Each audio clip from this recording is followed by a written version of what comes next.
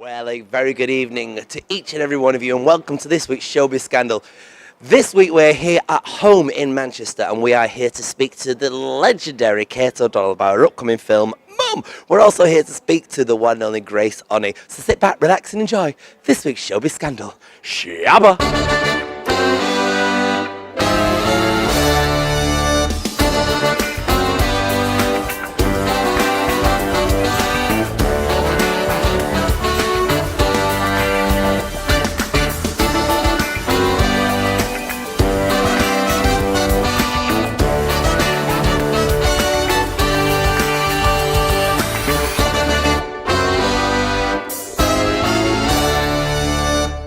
My name is Gary James Williams from Make a Scene in Manchester. Make a Scene is the big gay, LGBTQI plus film club based in Manchester. We show camp classics, queer films and LGBT TV.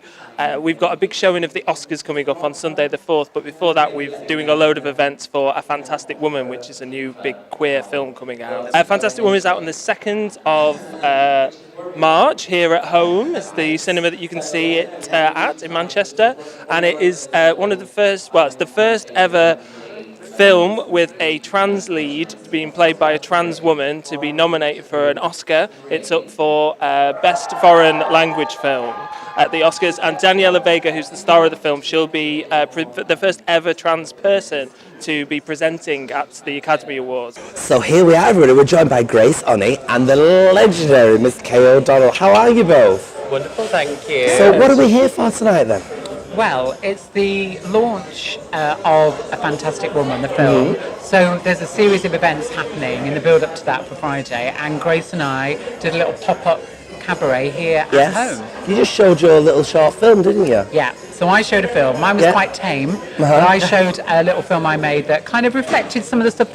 I'm in it, there's younger trans people in it, so it kind of had some of the feel of this film, because the casting in this film, it's kind of that's the focus. Right. The fact they've cast this trans woman. And where are we going to be able to see that again then? Mum. Well, Mum kind of tours the festival circuits. It's only a short film, so it's just a lot of the short film festivals. I need to probably let people know about that, don't I? So it's at all the film festivals, everybody. Yes. Very, very broad. And what's the story in your film then? It's called Mum. Yes. So it's an autobiographical story, and it's very much kind of. Often trans people, the way they're cast is like they're sex workers, drug addicts or murder victims. And I thought, well, let's make a film that's just about me and my relationship with my mum. Yeah. You know, like a trans person just arriving and having a cup of tea and dealing with their family. So we really played it down, and because it's about mums, everybody has a mum. So it's trying to get that universal feel, which in some ways this film deals with bereavement, which a lot of people have experienced. So although there is a trans character, the bereavement is the thing that runs through it. So I think the thing that's really special about Kate's film, that's unlike a lot of films that are made about the trans narrative, is that it's written, directed, created, starring trans people. We're still at a point in the industry where even this film is directed and written by a cisgender man. So it's other people telling our stories. I think Kate made a really interesting point earlier about how casting is where our strength is. There is a lot of trans awareness coming about and people wanting to tell trans stories. So we have to do our best to be as active within the industry and get our faces out there as much as possible. We're very hot right now. Yes. And we have that power. Yeah. Because if they're going to make these films with trans people in it, we have to remember we have that power. You know, they're not letting us write and direct yet. You know, Do you feel it's getting easier? I think there's a long history. It's like how black people arrived on film, how gay people arrived on film. You know, we were like the event. Yeah. Like Look Who's Coming to Dinner with Sidney Poitier. It was like, there's a black person. Yeah. And then some of the early films were gay people.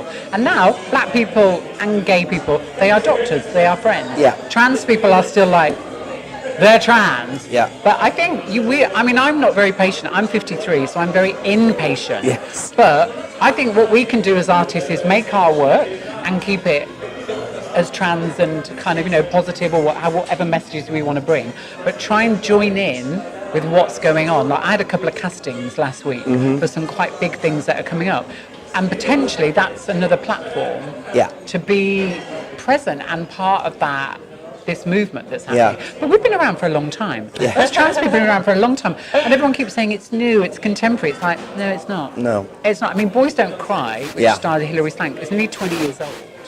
You know, so, and that won Oscars. So it's commercial, we know that people are interested, but it's kind of trying to get trans people to own our stories. Yes. We're struggling to have our mark on it.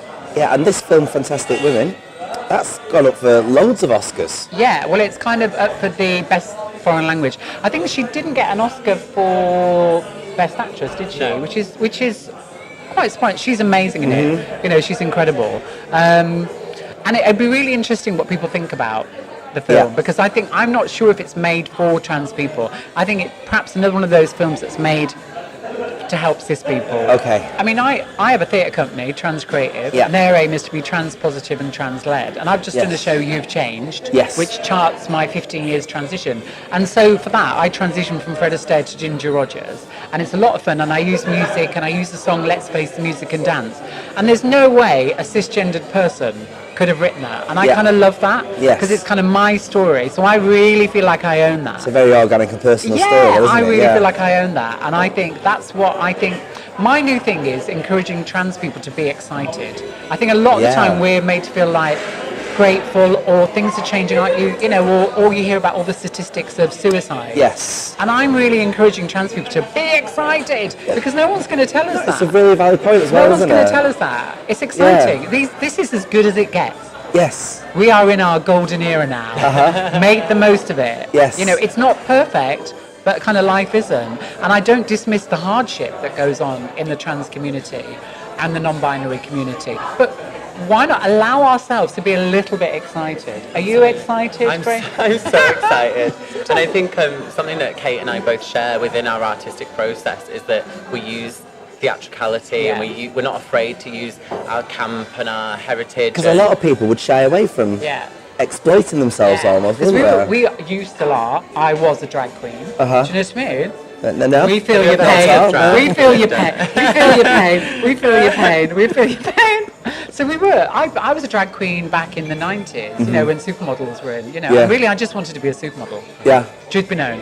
And so, and Grace really helped me, you know, because when I met Grace, it was a much more contemporary version of drag and what it stood for. And I didn't think you could acknowledge being a trans woman, having been a gay man and a drag queen. And Grace was like, I am all those things and more. And I was like, okay. And that really freed me up as an artist. Yeah. You know, and I think I've allowed myself to be more queer again. Because I think sometimes trans people, they try and pass or conform. Yeah. And they kind of, we reduce conform? ourselves. Well, I think you should be who you want to be, but I think sometimes with these binaries, male and female, we kind of conform a little bit. Yeah. Like you talk about when you grew your hair long, you know, when you had your little cis moment. I'm a lady. You're a lady. And then we just, you know, actually I think both of us cutting our hair short was the thing that did it for me. And I felt like when you were kind of playing with that, I think we've been many things. Yeah. And I think sometimes you're encouraged to hide them. Or be one thing. Yeah, or be one thing. Yeah. Whereas actually, you know, now where we are in our society, there's much more fluidity, and I think there's a lot more understanding around that. Like you yourself, your gender's fluid. You experience and experiment and play in all different parts of the world because you're Belinda. Do you know what I mean? And you have a different experience. And you have a different experience of that. Everybody does, don't they? Everybody has their own unique take on 100%, life, and people shouldn't just put themselves in a bracket or a filing cabinet, as I call it. But I think it's really easy to, even within the queer LGBT world, you can fall into it. Yes. You know, like the straight acting gays or the butches, and I think if you're not careful, you can end up in another quite claustrophobic.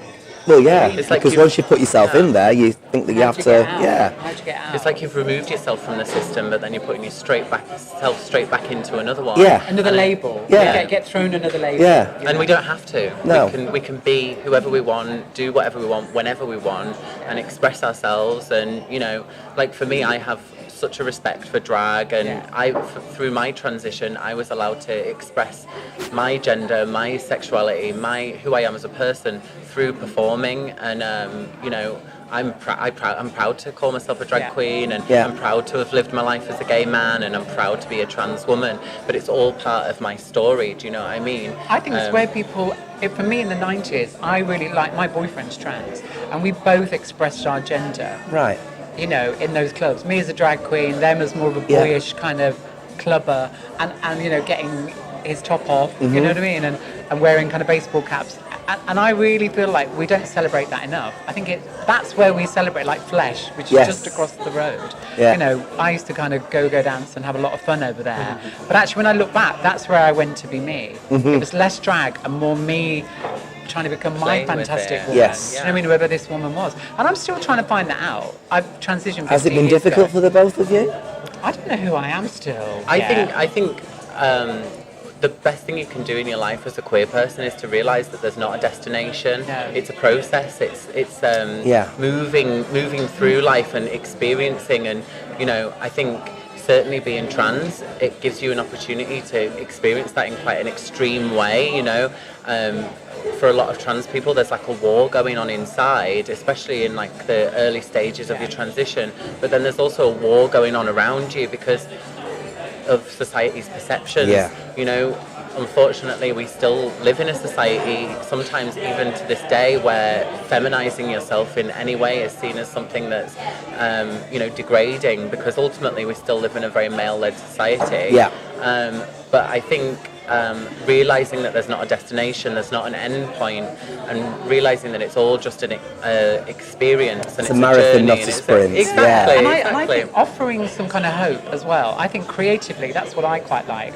Making pieces of work or films that kind of, if I'd have seen those, they would have really helped me. They'd have helped me in the 1970s and the 80s. I'd have loved to have seen some of the stuff that's out now. I think I'd have felt better. And that's always the thing that when I go away, I always think, like with films like this, if that's the only film a trans person's seen, would it encourage them? What a fantastic chat we've just had there, everybody, with the one and only Kate O'Donnell and Grace Honey. It really is fascinating to hear lots and lots of points of views. Don't forget the film Fantastic Women is going to be showing here at home for the next few weeks, and of course you can catch Kate's film Mum dotted all around the festivals, everybody. Till we meet again next week for Showbiz Scandal, stay gold. Shabba!